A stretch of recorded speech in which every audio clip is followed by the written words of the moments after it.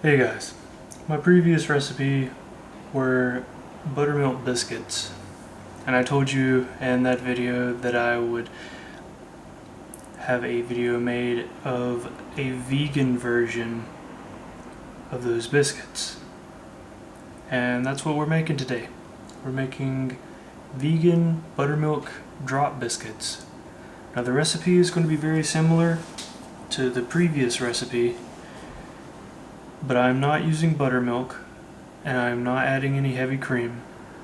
To make my buttermilk, I'm using an alternative milk, and I'm adding an ingredient to increase its acidity because buttermilk is acidic, and that is what helps the biscuits rise when they're cooked. First thing you want to do, go ahead and preheat your oven 425. After that's preheated, you want to take 2 tablespoons of white vinegar and pour it into 1 cup of alternative milk. Now I know I said this would be vegan, but when I say alternative milk, I mean alternative to the previous recipe that I made, which was buttermilk and heavy cream. So with this milk, you can use cow's milk, goat's milk, almond milk, flax milk, hemp milk, soy milk, almond milk, oat milk, anything except coconut milk. Coconut milk doesn't really work very well with the amount of sugars and just how the coconut milk is made. It doesn't really react very well with the other ingredients, and it doesn't work well with the vinegar, and it doesn't rise very well. Normally I would use almond milk. Almond milk works the best, but all I had today in the fridge was some oat milk. So as you can see, it starts curdling on the top, and it's doing that just fine with the oat milk. Almond milk looks about the same, and I think this was a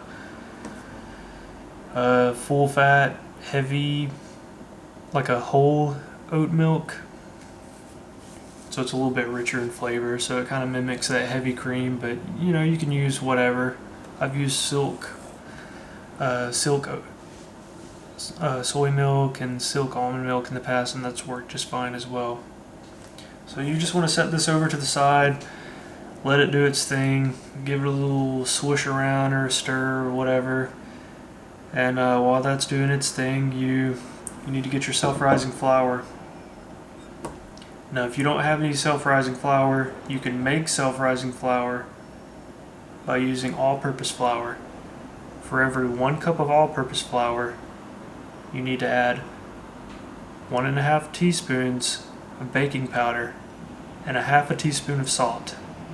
Add that in there, mix it around, and then you got self-rising flour. I ran out of self-rising flour, so I used all-purpose flour and mixed it on in, and that's what you get, self-rising flour. To the self-rising flour that I've now made, you want to add 3 tablespoons of white sugar. You also want to add 2 teaspoons of salt. Kosher salt, fine salt, sea salt, no salt, whatever kind of salt you want to use. You need a little salt in there. As with the previous recipe, you can make these biscuits into a less savory biscuit and a more sweet biscuit, but it's not going to be as versatile because a sweet biscuit is going to taste pretty funky if you put savory ingredients on it. So if you want to, bacon, egg, and cheese biscuit, you don't want a sweet biscuit, you want a savory biscuit. And as for the same recipe as previously, you would just add 1/4 cup of sugar rather than 3 tablespoons, and you would add a little bit less salt. Now that I have my salt and my sugar mixed into my self-rising flour, I'm going to add in a 1/4 cup of shortening. Yep, some more shortening biscuits. I do not like putting butter in my biscuits because I have my buttermilk right here. It's going to mimic the flavor. I like topping my biscuits with butter. It gives plenty of flavor. Shortening is much cheaper, and I think it creates a better mouthfeel and more moisture in the biscuits. Also, I think they stand up better. And the best thing about this recipe, shortening is vegan. Shortening, well, vegetable shortening is one of the cheapest vegan oils that you can use that can directly replace butter in most any recipe and doesn't throw off the flavor. It doesn't have a funky taste to it.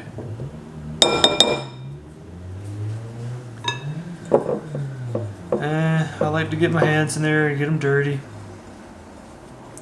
Break up the clumps of shortening until they're smaller than pea-sized. It should be looking like you have a bunch of bits of grains of rice in your flour.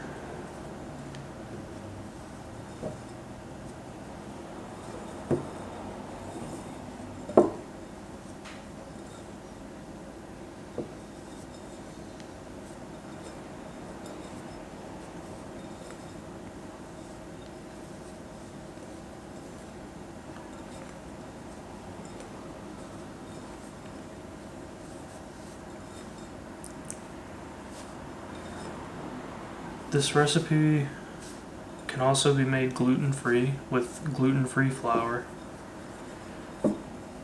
but the biscuits need a little more help rising. You need to put a touch more rising agent in there. So if you're using self-rising flour, and I used 2 cups of self-rising flour right here, you'll probably want to add an extra teaspoon of baking powder, because something with the buttermilk and the flour, when they're worked in together, I believe it's the acidity with the vinegar, it helps it rise. But with gluten-free flour, you're missing the protein, maybe you're missing the gluten, I guess. It doesn't rise as much, and it makes a really weird biscuit. And you have to cook it a longer time, and it just doesn't turn out very well. So make sure, if you do gluten-free biscuits, add an extra teaspoon of baking powder. And you might need to adjust the salt and sugar ratio as well. So this is mixed up pretty good. I got all the lumps out. It looks like a bunch of grains of rice in there, incorporated pretty well with the shortening and flour. I'm just making a little well in there and pouring my mixture of oat milk and vinegar into my bowl. Just set that aside and mix this together. Now, just like the last recipe, you don't want to mix this too much. About 15 or 20 stirs and it'll come together just fine. You can go over, but don't mix it up like cake batter. It doesn't need to be ridiculously fine and thin and lump free. Even if you have a few bits of a few bits of dry lumps in there, they'll cook out just fine in the oven. And just like the last video, you're looking for that wet cottage cheese look. Those nice lumps covered in all the liquid. When you run your spatula or spoon through, or however you're mixing it, mix it until you don't see any more dry pieces. That's it. That's all you have to do. Not a whole lot of mixing required. As with the same video, we're going to cook this in a 9-inch round cake pan. It's the easiest thing. I guarantee most of you have one of these in your kitchen. If you don't, you can use a square pan. You can use cupcake tins. You can just use a tray if you want. The biscuits aren't going to rise as well on a larger flat surface. You're going to have to clump them together, and the ones on the outside aren't going to be risen as much as the ones on the inside. But if you use an 8 or 9-inch cake pan, such as this, the biscuits are all going to be crowded together, about 7 or 8 of them. You don't have to grease it, you don't have to flour it. The biscuits are going to be bunched up together in a way that they'll help each other rise up. And I know this looks like a big sloppy wet mess right now, but once you get them dropped into a little bit of flour and drop them in your pan, you'll be just fine. So as with the last video, this video, same thing. If you're using gluten-free flour, make sure it's an all-purpose gluten-free flour. Do not go buy self-rising, gluten-free, ready-to-bake flour. That is some of the worst flour. It's not versatile by any means. You need an all-purpose, and you need to control the amount of leavening or self-rising ingredients that you put in there. So with a gluten-free flour, like I said, you need to add an extra teaspoon of baking powder. So this bowl in here, I have 1 cup of all-purpose, just regular all-purpose flour. It's not gluten-free. The reason why you want to use all-purpose flour when you roll on the outside of your biscuits is if you use self-rising flour, which has baking powder and cornstarch and extra salt in it, if you have that on the outside of your biscuit, it's going to turn brown. Just as you're cooking with any kind of rolls or biscuits or breads or anything. But self-rising flour dusted on the outside gets bitter. All-purpose flour does not get bitter because those ingredients with the baking powder are not in there.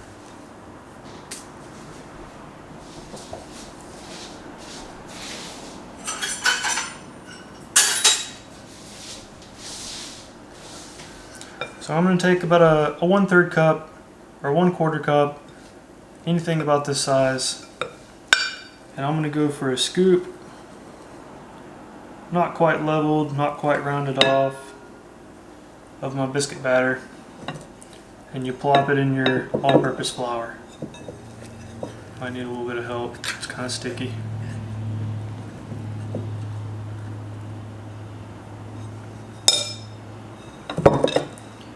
And you just get your hands up underneath it and try to work it over so you can roll it over onto the flour and then pick it up carefully because it's really runny, and dust that flour off very gently. You don't have to get all of it off, just get some of it off. And now you do that about 7 more times. Or 8 more times. Depends on how big your biscuits are.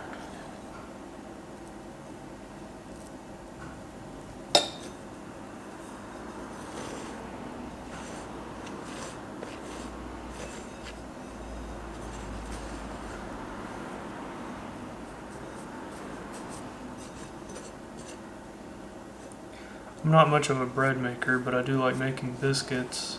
And I know the best biscuit flour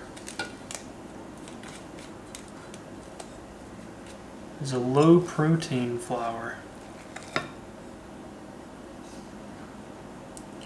The lower the protein, the better your biscuits come out. And additional to it being a low protein flours create less gluten. So if you're gluten sensitive, you don't have to worry about a low protein flour too much. And also, you're not mixing the tar out of these biscuits, so you're not creating a lot of gluten strands within the batter when it cooks.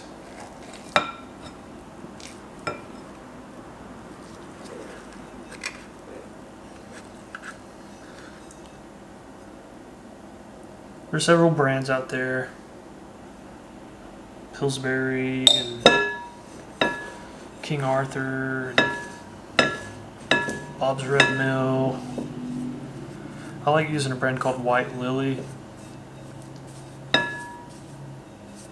It's cheap and it's a really good low protein flour.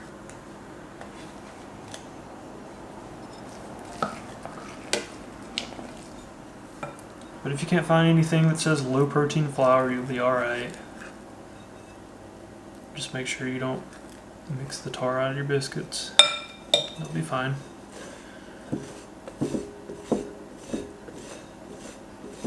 But you'll be missing out.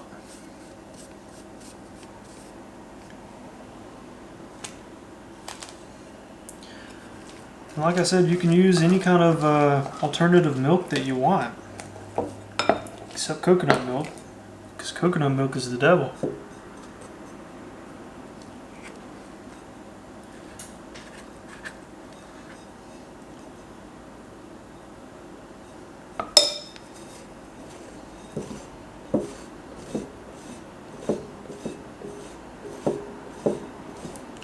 I've made the mistake of using a flavored, sweetened almond milk in these biscuits before. It was a sweetened vanilla. I didn't notice it until I smelled the biscuits cooking probably about like 5 minutes in when they just started to rise. I was smelling vanilla. I thought maybe it was just from some leftover smells from maybe some cookies or something that I had cooked earlier in the oven. But no, I brought the biscuits out when they were finished. And they straight up smelled like vanilla. They ended up being pretty good because I ate jam on those biscuits, so it wasn't a big deal. But just forewarning, if you don't plan for it, that's what can happen if you use a flavored, sweetened milk. You don't pay attention to the carton that you're using. Now, I like my biscuits a little bit on the, what some people would say, doughy side. So when I cook them in the oven, I take them out immediately, and I don't let them cool in a rack or anything like that. I just plop them out and invert them onto a plate and serve them, and then they're ready to go. So because of that, you have to be a little bit more careful when you're slicing your biscuits.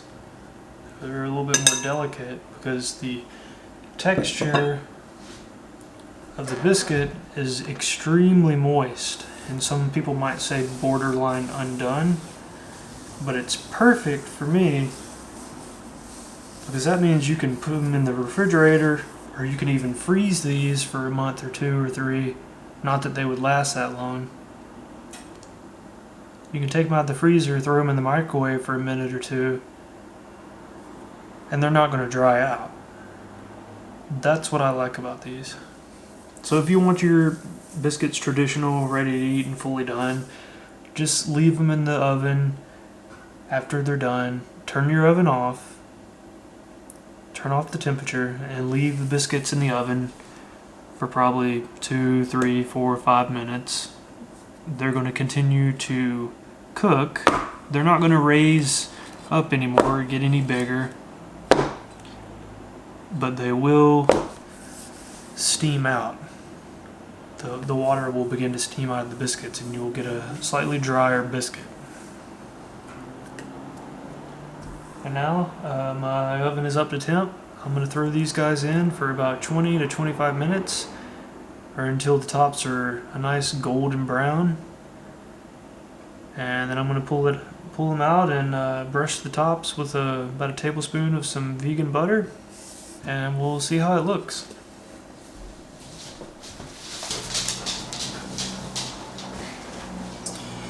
The biscuits are ready. They spent about 25 minutes in the oven, and this is how they look. I got 2 plates right here.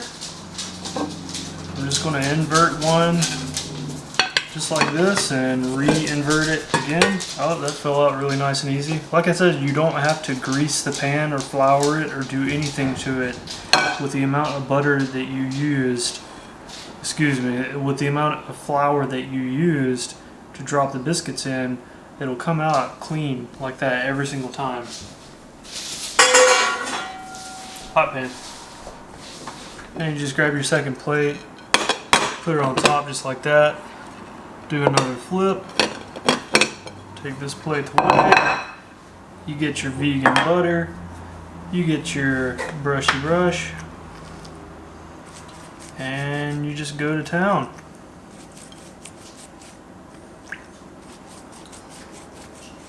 And just like the last recipe, I used about a tablespoon of butter. I find that's just the right amount to cover all the biscuits. Obviously you can use more if you like more butter.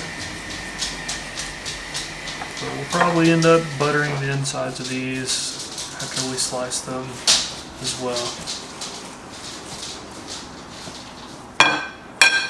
And there you have it. Simple as that. And these are pull apart biscuits just like the last ones. If you see like that, they will just pull apart from each other. Looks pretty good, huh?